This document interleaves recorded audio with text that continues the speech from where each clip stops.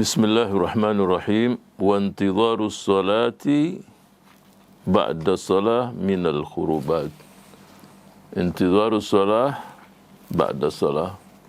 Jadi selesai melaksanakan solat, kemudian menunggu solat berikutnya, minal khurubat, termasuk amal yang mendekatkan diri seseorang pada Allah Subhanahu wa taala. Contohnya di sini adalah solat maghrib. Selesai solat maghrib, thumma tajlisu fil masjid li ajli al-isya hatta tusalliyaha. Setelah melaksanakan solat maghrib, duduk di masjid sampai isya. Pertanyaannya, duduk sampai isya ini, ya bisakah duduk sampai isya itu diniatkan i'tikaf? Nah ini, ya duduk sampai isya, tapi kalau diniatkan i'tikaf, dapat pahala i'tikaf lagi. Apakah i'tikaf itu sendiri diharuskan dengan berpuasa, atau harus 10 hari, atau sekurang-kurangnya sehari semalam? Nah, di sini ulama berbeda pendapat. Ya, yang sangat mudah dalam masalah ini adalah madhabul jumhur, terutama di situ madhabul syafi'iyah. Dia tidak menentukan waktu i'tikaf itu harus 10 hari atau sehari semalam. Yang penting walaupun hanya setengah jam, 1 jam, maka dia mendapatkan pahala i'tikaf. Walaupun yang paling afdal i'tikaf itu pasti Ashrul Awakhir di bulan suci Ramadan, seperti yang dilaksanakan oleh baginda Rasul sallallahu alaihi wasallam. Bahkan di tahun beliau sallallahu alaihi wasallam meninggal di Ramadan terakhir, Rasulullah sallallahu alaihi wasallam i'tikafnya 20 hari. Pasti dengan puasa di bulan suci Ramadan. Jadi ada pendapat ya seperti yang dilaksanakan oleh Rasul sallallahu alaihi wasallam. Ada yang mengatakan harus dengan puasa. Ada yang mengatakan ya tidak dibenarkan dengan hanya 1 jam saja. Tetapi yang saya garis bawahi di sini, gunakanlah diniatkan untuk i'tikaf. Kenapa? Sebab tidak ada larangan juga. Bahkan Sayyidina Umar radhiyallahu anhu suatu saat dia mengatakan kepada Rasul sallallahu alaihi wasallam, aku punya nadar i'tikaf di malam hari. Rasul mengatakan, aufi binadariki, laksanakanlah nadar tersebut. Padahal malam, jadi enggak ada kaitan dengan puasa. Sehingga ketika seseorang menunggu antara maghrib dengan isya, di samping menunggu dan itu ibadah, niatkan untuk i'tikaf.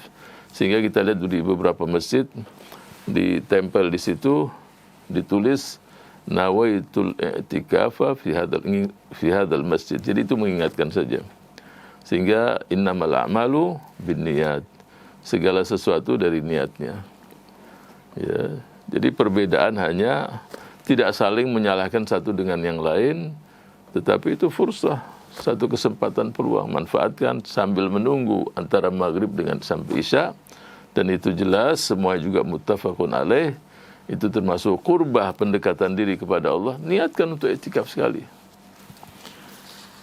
Thumma tajlisu fil masjid li ajli al-isya hatta wal muntadhiru lis-shalah yu'addu 'indallahi musalliyan.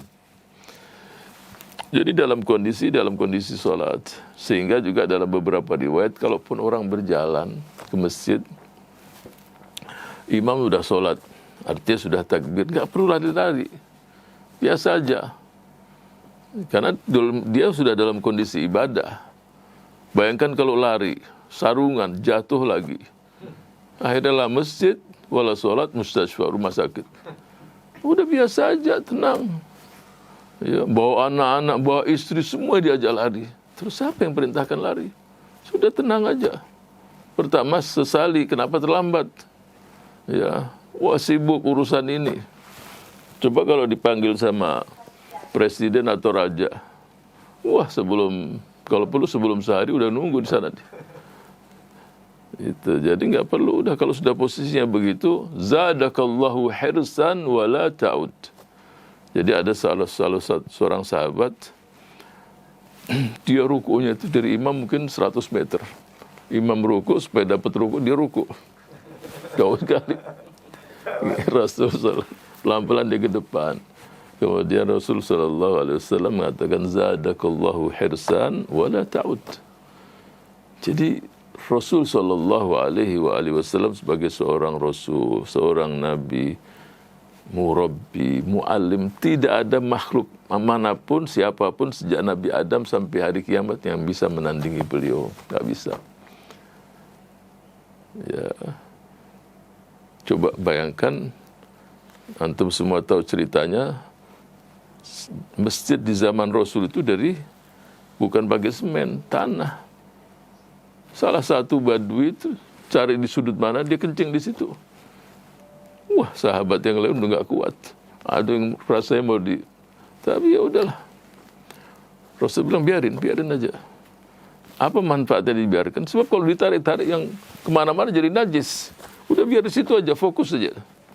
Baru setelah itu dijelaskan tempat ini. Ada juga yang ngomong saat sholat juga. Ya, satu melarang, satu melirik dengan matanya. Setelah itu dipanggil, dijelaskan. Ini sholat. Disinilah tasbih, tahmid, takbir, qiraatul Quran. Jadi dijelaskan dan yang mendapatkan nasihat tersebut tersentuh sekali. Jadi fokus kalau ingin kita menyelesaikan masalah apapun juga, jangan menyelesaikan masalah buat masalah baru. La yuzalu dhararu bidharar. Jadi selesaikan masalahnya, selesai. Ini masalah nggak selesai, muncul masalah baru. Apa saja? Apakah dia posisi sebagai ayah, ibu rumah tangga, teman, pimpinan negara, ingin selesaikan masalah, ya selesaikan masalah tersebut. Tapi jangan ini nggak selesai, buat masalah baru. Wa yuktabu thawabul musallin, dan mendapatkan pahala orang yang lagi sholat. Apakah itu dia menantikan sholat, ba'da sholat, atau sebelum azan dia udah ke masjid, ya, sambil menunggu datangnya sholat tersebut. Walladhi yamkuthu fi mahallihi alladhi shalla fihi la tazalul malaikah. Jadi sholat di masjid, kemudian menunggu di situ, apa yang terjadi? La tazalul malaikatu tastaghfiru lahu wa tad'u lahu hatta yuhdisa aw yatakallam. Malaikat memohon ampunkan dia, mendoakan dia, Allahumma ighfir lahu, Allahumma arhamhu, Allahumma tub alaihi.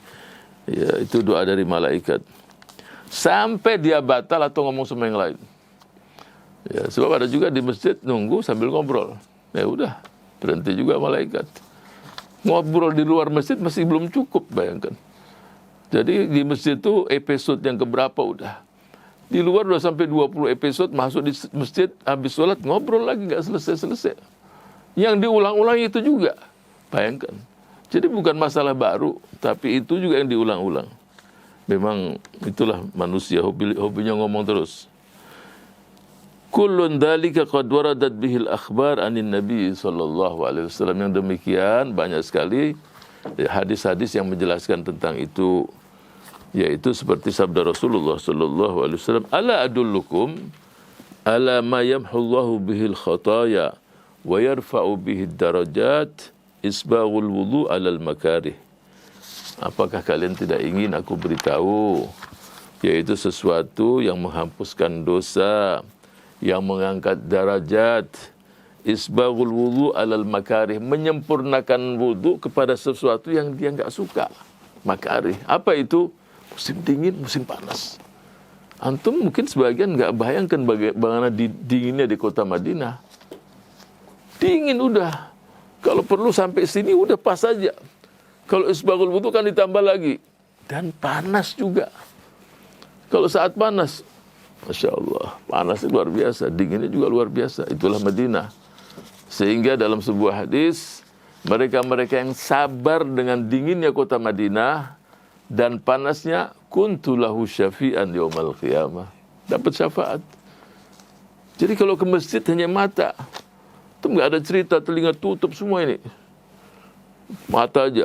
Jadi tahu siapa nggak kenal juga, udah subuh-subuh. Itu alal makarih. Jadi kondisi yang sesuatu yang tidak disuka, karena namanya menyempurnakan dilebihin. Wa kathratul khuta ilal masajid. Jadi berjalan ke masjid 100 langkah, 100 meter, 200 meter. Jadi setiap langkah itu dosa pun hilang. Langkah di satu langkah itu pahala dinaikkan, derajat dinaikkan.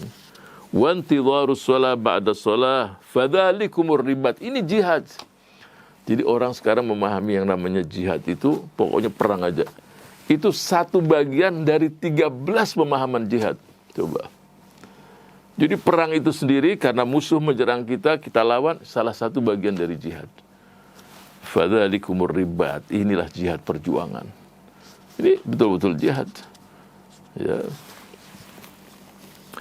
Fadzalikumur ribat wa qala alaihi salatu wassalam Allahumma salli wa sallim alaihi innakum lan tazalu fi salatin man tadartumus salah. Jadi engkau dalam kondisi salat selagi kalian itu menanti salat berikutnya. Wa qala alaihi salatu wassalam basyiril masya'in ilal masajid fi dhulami bin nuri tam yaumal qiyamah.